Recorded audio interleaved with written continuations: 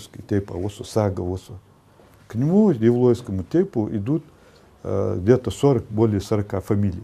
И ведь правильно говорят, историю пишут сами люди. С таким посылом и решили запустить новую акцию в Музее краеведения имени Тугана Мальсакова. Идею предложил директор Магомед Сагов, а жители с радостью откликнулись на такую инициативу. Буквально на второй день весь стол был завален родословными разных тейпов. И это лишь часть из переданных посетителям документов. Мы знаем, что у ингушей более 100 тейпов, у которого 800, где-то более 830 фамилий. И вот мы устанавливаем этим генеалогическим сбором древ ингушских тейпов, устанавливаем, чем занимались наши предки. Все началось с акции «Подари музей экспонат», в рамках которой жители начали сдавать в музей ценные исторические реликвии, среди которых оказалось много картин и фотографий представителей ингушских тейпов. Так Алаудин Базоркин подарил 2 живописные картины представителей его рода.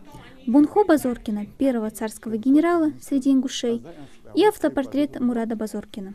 Так зародилась мысль о проведении еще одной акции. Загоревшись идеей, свой вклад вносит и молодежь, будущие историки. Когда к нам приходят студенты, мы просим, чтобы они сделали древо своих фамилий. Мы их сопоставляем, в дальнейшем изучаем эти древа, находим общие. По законам наших предков, каждый ингуш обязан был знать свое семейное древо.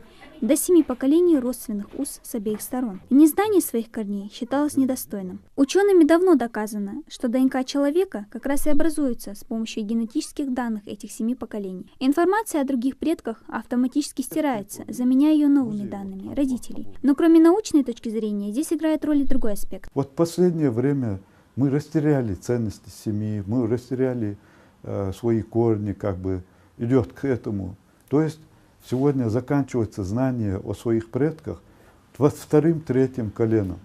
То есть человек не может назвать 5-го своего прадеда, 7-го прадеда.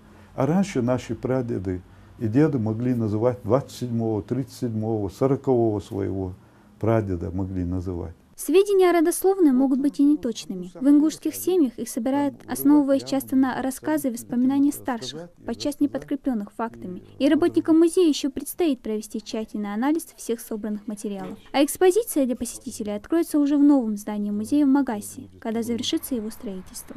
Дана Плиева, Магомед Урусханов, Новости 24.